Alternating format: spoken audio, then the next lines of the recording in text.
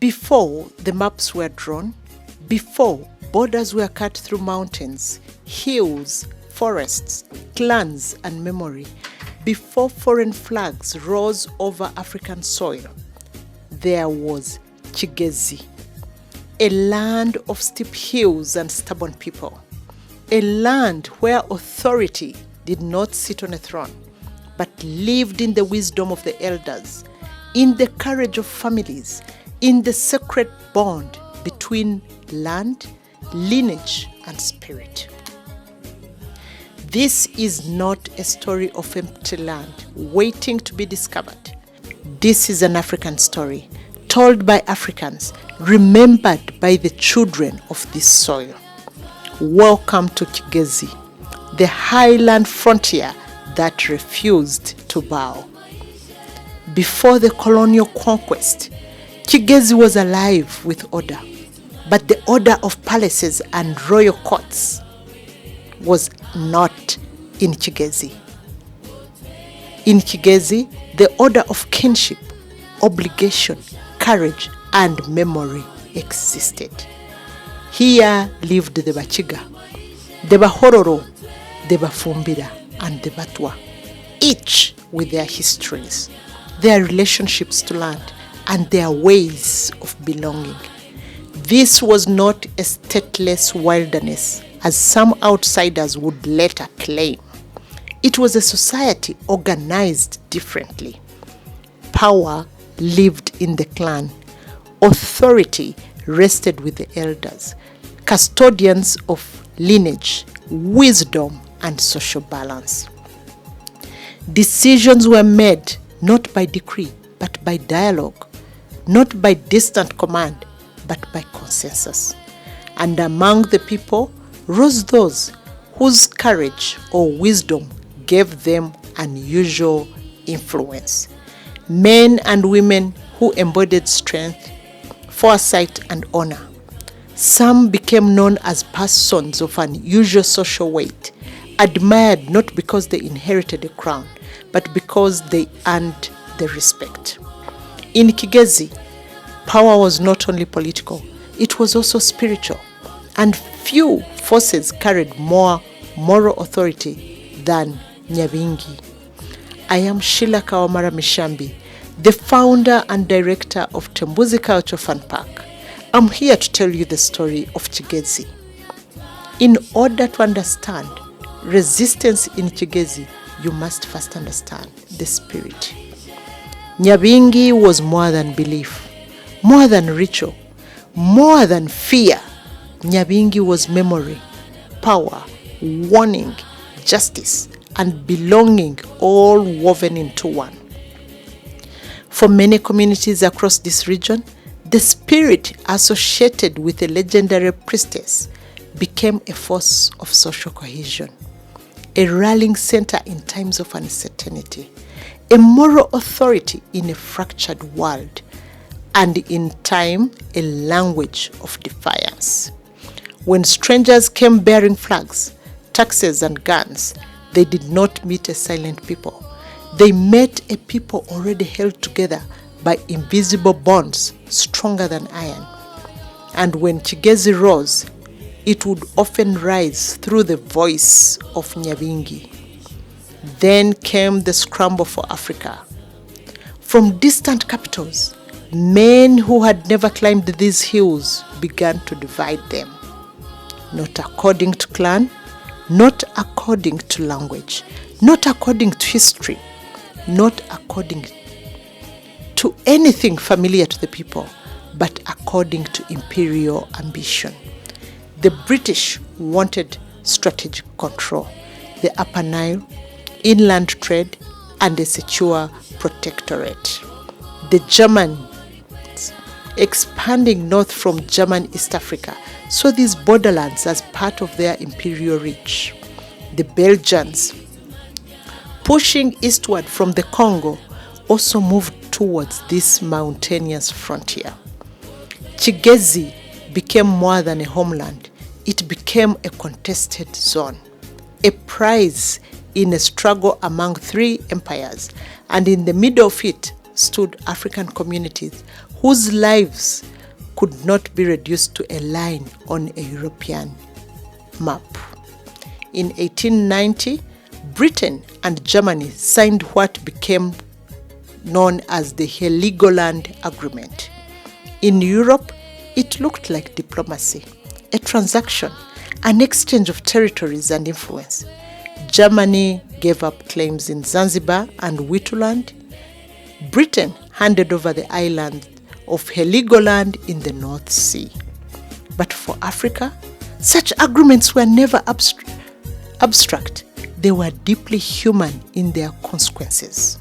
The treaty placed the first parallel south as a dividing line between British and German spheres. It was neat on paper, but the land itself was not neat.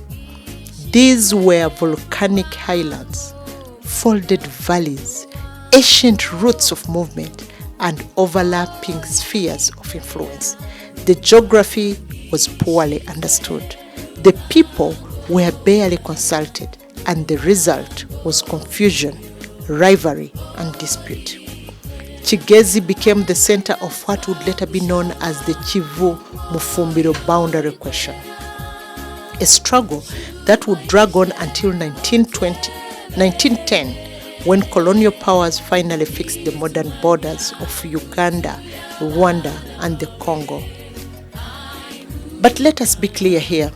These were not empty frontiers being organized. These were living African worlds being cut apart. The border struggles were not only between Europeans. African actors also shaped events, negotiated pressures, and bore the consequences. Among them was Nyindo, a chief and a son of the Rwandan king, Kigeli IV Rwabugiri. He was appointed by his father to rule over Bufumbira, which was then a province of the Rwandan kingdom. After Bufumbira was officially allocated to the British in 1910, they sent a Muganda agent, Namunye, to supervise Nyindo. Tensions rose over administrative control and the imposition of the poll tax, which was 3 rupees or 3 goats. Nyindo resisted, but there were others whose influence ran even deeper than administrative appointments. Priestesses, the Bagirwa, spiritual mediums associated with divinity, Nyabingi, women of spirit, women of prophecy, women of resistance. Among them was one name that would echo across the hills, Muhumuza. When the British pushed to extend control into Kigezi, they did not find easy submission. They found resistance, fierce, spiritual, and deeply rooted. Muhumuza, a powerful Nyabingi priestess and political figure, became one of the most formidable forces of anti-colonial defiance in the region. Through faith, prophecy, and political courage, she mobilized opposition to foreign domination. This was not resistance born of confusion. It was resistance born of clarity, resistance of new religions which were causing division among the people. The people understood what colonial rule meant: loss of autonomy, intrusion in sacred order, forced obedience, and the humiliation of being governed by strangers. Muhumuza and those who followed her transformed spiritual authority into political struggle. Their movement shook colonial confidence. It proved that conquest on paper did not mean control on the ground. And even after her capture, the flame did not die. Others rose. Among them was Ndochibiri and other Nyabingi-inspired resistors who carried on the struggle, sustaining opposition into the 1920s. Kigezi was not quietly incorporated. Kigezi was fought for. For the British, Kigezi posed a problem. How do you govern a people who do not recognize kings in the way you expect? How do you collect taxes where power is shared? How do you command obedience where legitimacy flows through clan and custom? Their answers were not to understand Kigezi, it was to remake it. The British imported the Baganda administrative model, a hierarchy of Saza, Gombolola, and Muluka. They brought in Baganda agents and collaborators to serve as chiefs and intermediaries. Authority was no longer to rise from clan consensus. It would now descend from colonial structure. What had been negotiated became ordered. What had been relational became bureaucratic. What had been local became imposed.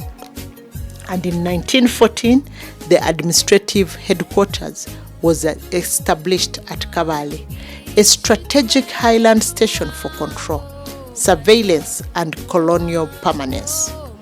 This was more than administration. It was social engineering. An empire does not sustain itself on flags alone.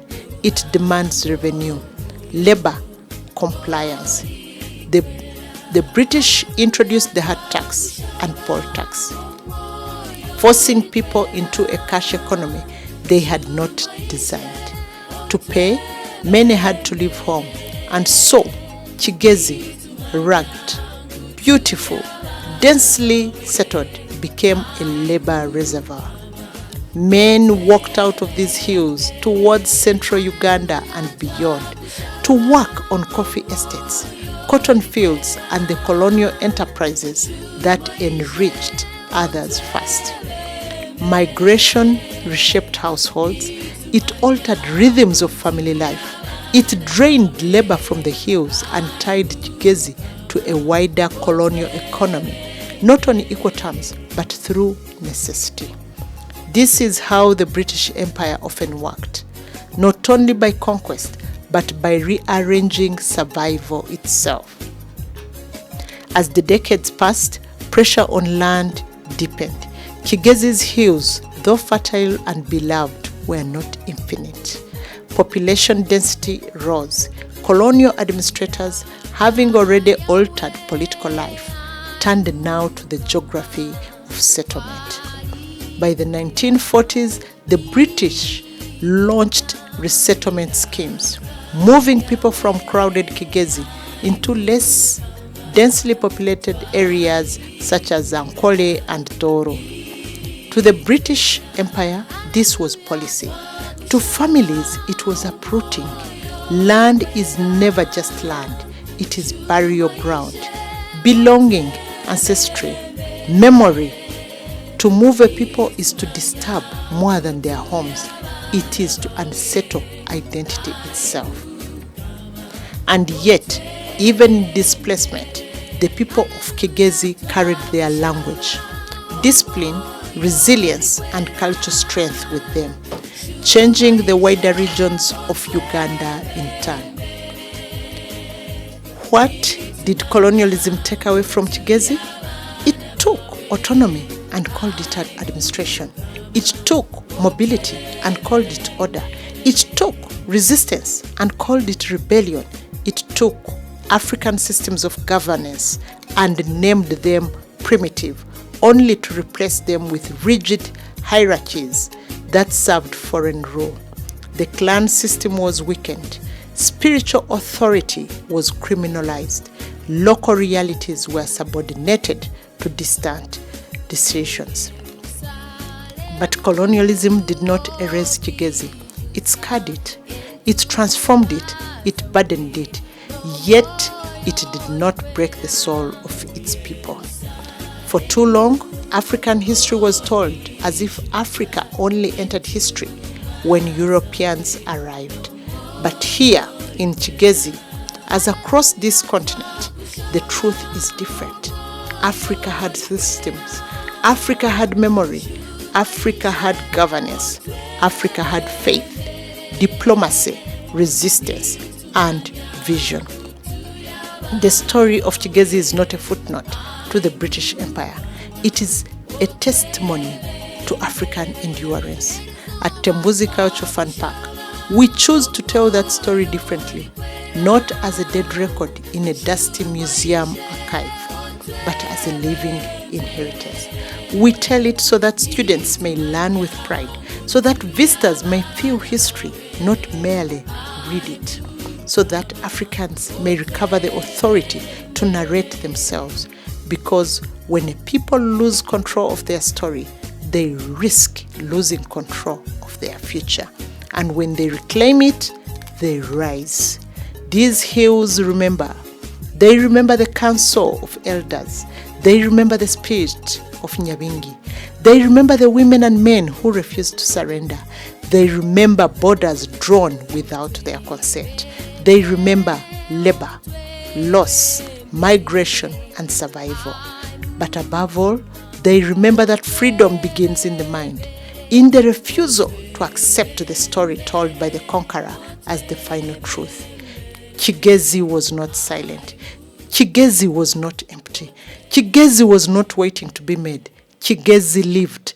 Kigezi resisted. Kigezi endures to death. And now, through African voices, it speaks again. If this story has stirred something in you, don't let it end here. Please contact us and come and share your own memory and version of it with the world. Come and experience it where it lives, at Tembuzi Cultural Fun Park, where heritage is not displayed, but it is felt. Walk the land, hear the voices, step into the story, because Africa is not waiting to be discovered. She's waiting to be remembered. For a more immersive experience and more stories about Uganda's culture and heritage, visit us at Tembuzi Cultural Fun Park. We are located in Nabusugwe, just 4 kilometers after Namugongo Matters Shrine. For our contact details, please check out the description below.